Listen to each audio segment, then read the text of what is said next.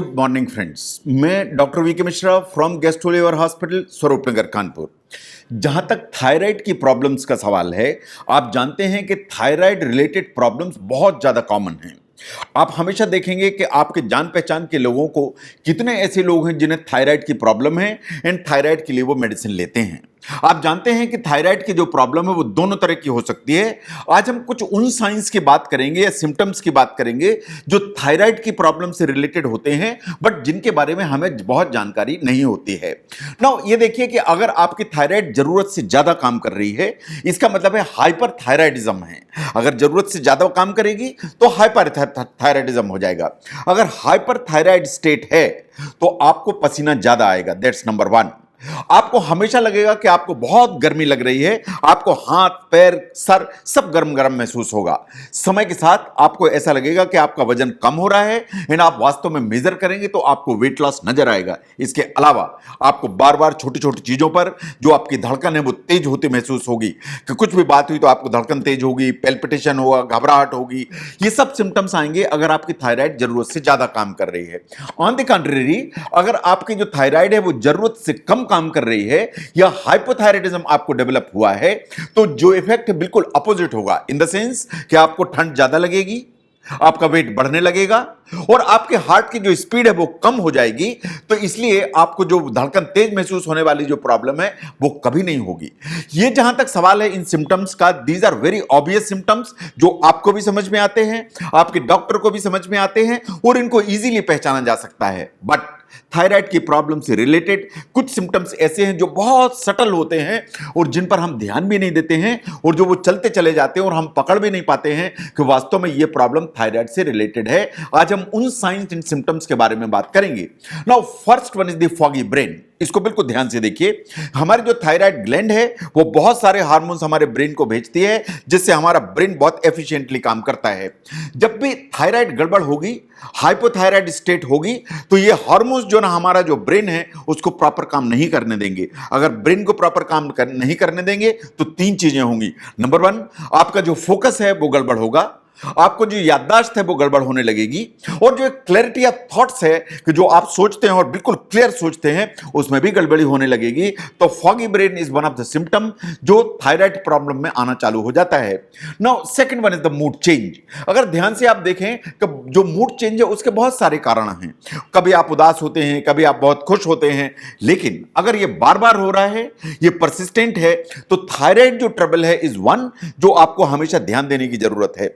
Scientifically ऐसा माना जाता है कि जो डिप्रेशन है या मानसिक उदासी है या अवसाद है, ये ज्यादा कॉमन है हाइपोथायराइडिज्म में।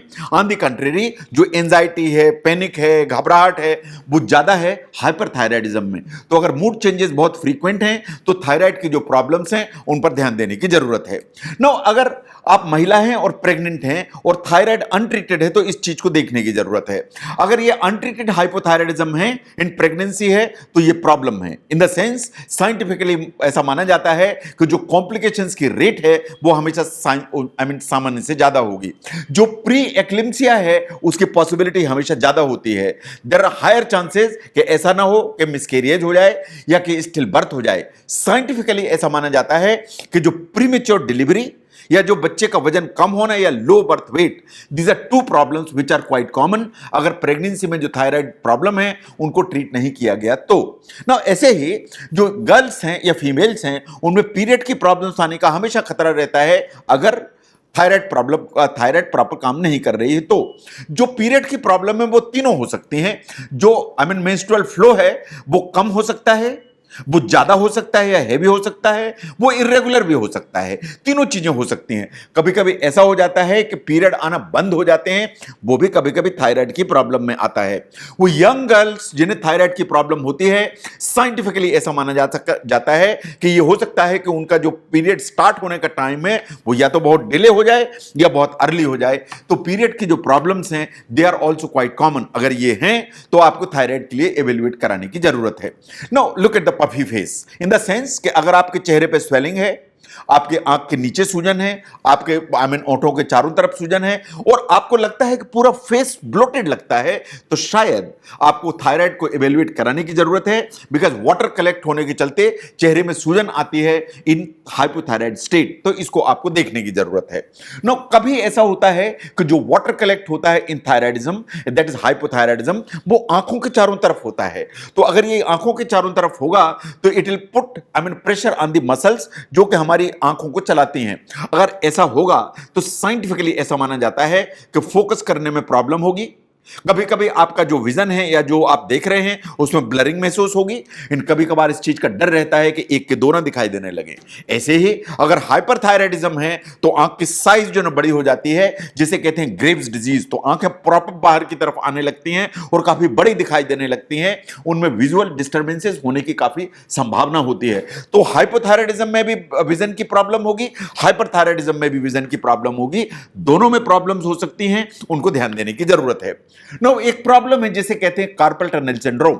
हमारा जो हाथ है इसमें जो नसें जाती हैं वो यहां से जब जाके हाथ के अंदर जो प्रवेश करती हैं तो एक टनल के थ्रू जाती हैं जिसे कहते हैं कार्पल टनल। प्रॉब्लम यह है कि जो इस तरह की जो टनल होती है उसमें जो नर्व्स होती हैं वो टाइटली पैक्ड होती हैं। अगर इसमें कुछ स्वेलिंग होगी, अगर वाटर कलेक्ट होगा तो वास्तव में जो नर्व्स हैं उनके ऊपर प्रेशर होगा। अगर उनके ऊपर प्रेशर होगा तो नर्व से रिलेटेड कुछ कुछ सिम्टम्स आना चालू हो जाएंगे। ये क्या क्या सिम्टम्स होंगे?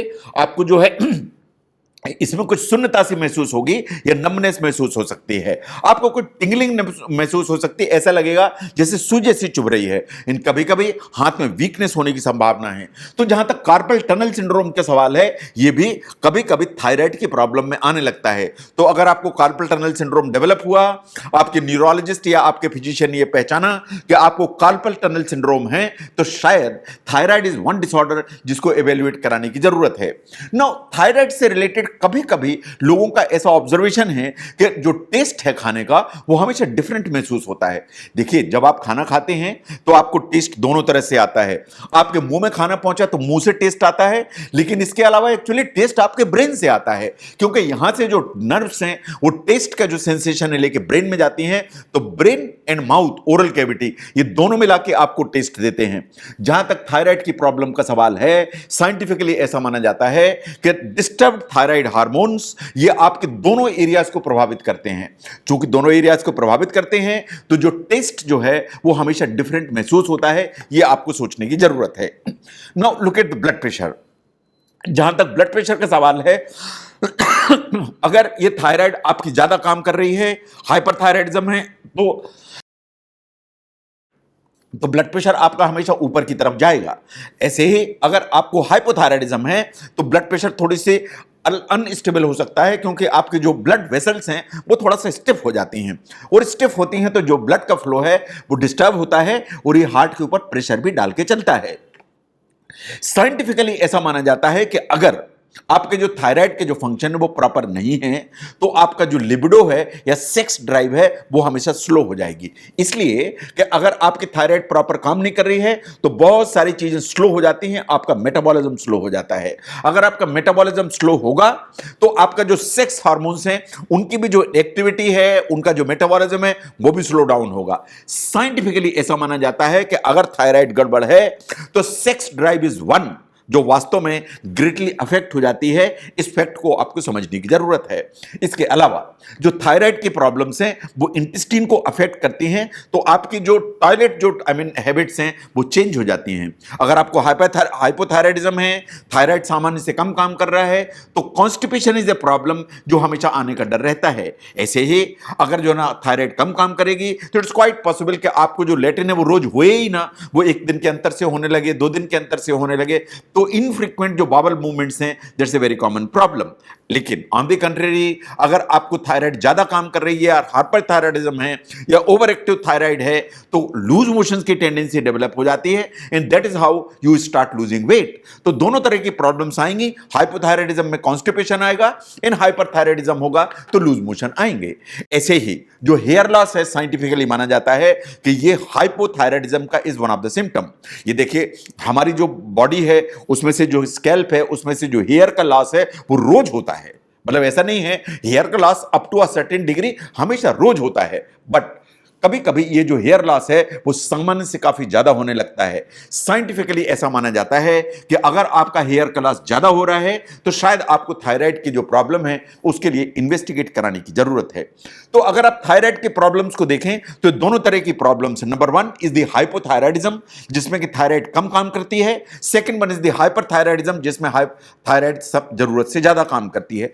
इन दोनों के जो मेन सिम्टम्स हैं they are very evident and quite evident, जिनको आसानी से पहचाना जा सकता है। लेकिन बहुत सारे जो सिम्टम्स हैं दोनों के वो बहुत सटल होते हैं, जिनको पहचानने में कभी कभी डिफिकल्टी होती है।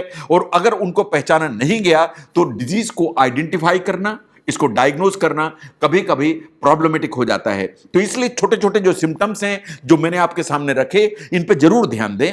और अगर आपको लगता है कि इस तरह के कोई सिम्टम्स हैं तो आप अपने डॉक्टर से बात करें, सो दैट इफ नीडेड जो थायराइड है उसको इन्वेस्टिगेट किया जा सके। अगर थायराइड प्रॉब्लम से रिलेटेड इस एंगल को समझने में ये वीडियो आपको हेल्प करता है तो इसको जरूर शेयर करें। मैं doctor V K Mishra from gastro liver hospital, Swaroopnagar, Kanpur. Thank you very much.